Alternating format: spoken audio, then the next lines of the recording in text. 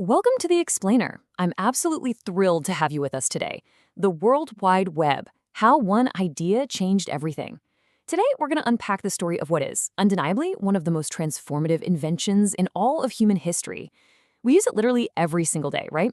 Yet, so few of us actually know the incredible story of how it came to be, who built it, or the massive problems it was originally trying to solve. So, get ready, because we are going to explore exactly how this revolutionary technology completely reshaped our planet. Okay, let's dive right into this. I want you to seriously imagine something for a second. What if you woke up tomorrow and you discovered that every single website on Earth had just vanished? Completely gone. I mean, absolutely zero access. No Google to search your random questions, no YouTube to watch your favorite creators, no Facebook, no Amazon for your shopping, no online banking to check your accounts, and definitely no Wikipedia to settle a debate with your friends. The digital world as we know it would instantly come to a grinding halt. It really highlights just how completely dependent we are on this technology, and honestly, that sets the perfect stage for understanding where it all began. Section 1. Internet versus the web. A monumental difference. Now, what's really interesting about this slide is that to truly understand the web, we first need to clear up a massive misconception. Figuring out the difference between these two things is actually one of the most absolutely crucial concepts in computer science. You know, a lot of people use the words internet and web interchangeably, like they're the exact same thing. But actually, scratch that, they are not the same at all. The internet is the physical infrastructure. It's this immense global network of connected computers. Think of the internet like a vast system of interconnected roads and highways crossing the globe. The World Wide Web, on the other hand, is like the vehicles traveling on those roads. It's a service running on top of the internet that lets us access websites.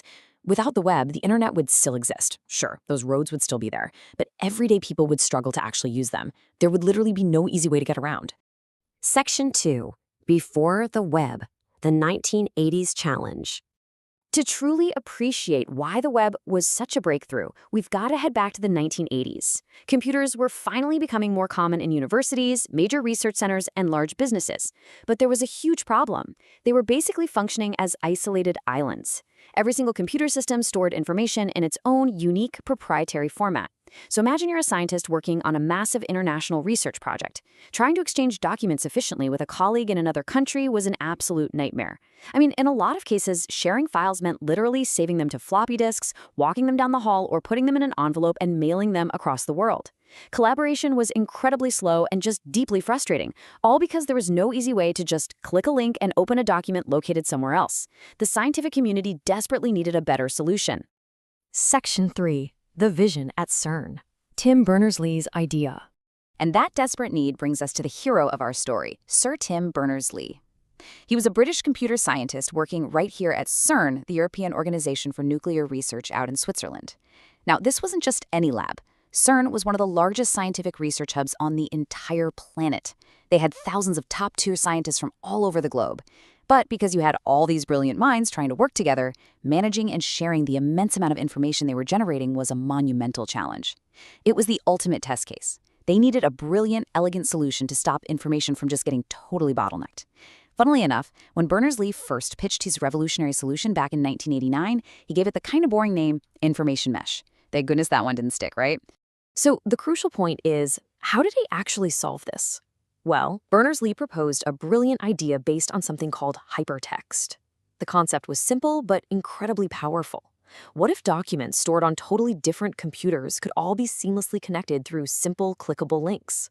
Instead of digging through countless different file formats and complex directories, a user could just click on one document and instantly jump directly to another. Berners-Lee took this concept of hypertext and married it directly to the existing infrastructure of the internet. By combining the two, he created something entirely new and totally world-changing, the World Wide Web. Section 4. Building the first website. The web is born. Let's move to our timeline and see how this builds, because this happens fast. We're jumping to 1990, where this vision finally comes to life in a tangible way. Look at the incredibly rapid pace of innovation here. We go from isolated computers in the 80s to Berners-Lee proposing his idea in 1989, and just 1 year later, in 1990, the very first website is built.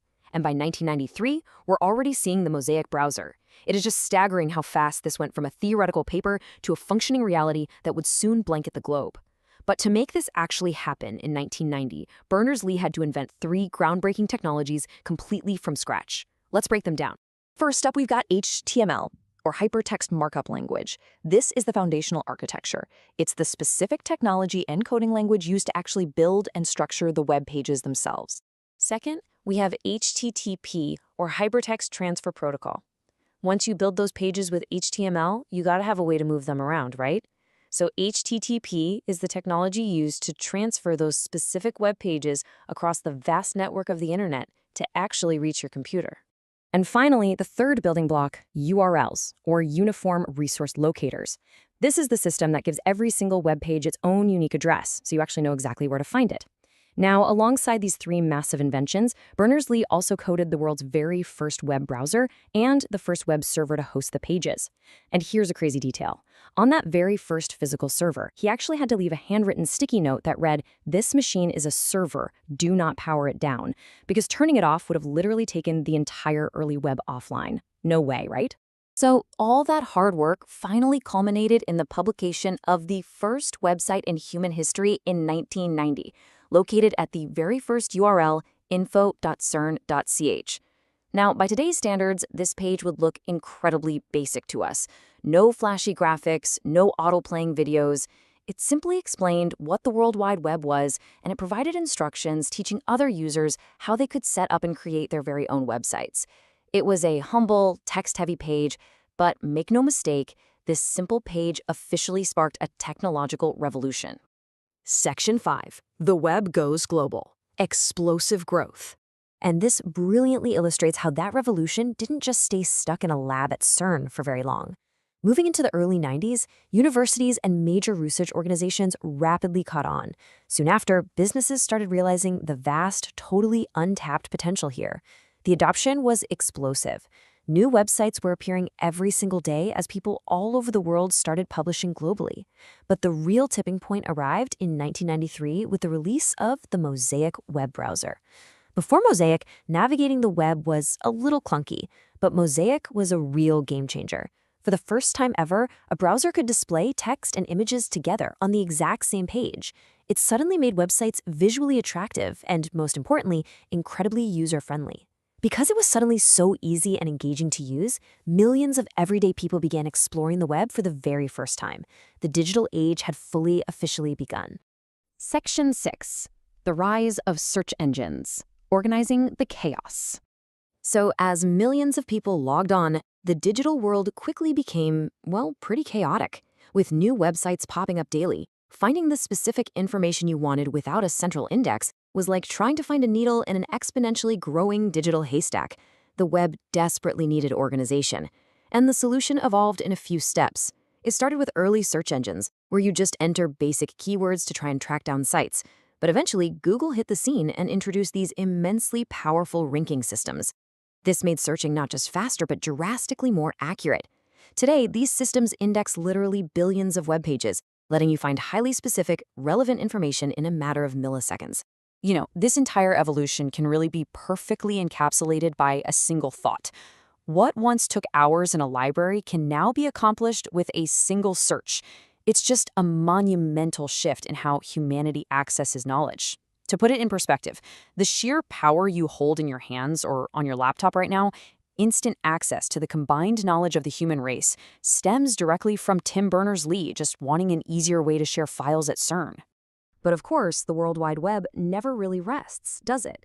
It's always evolving. Which leaves us with a totally fascinating question as we wrap up this explainer.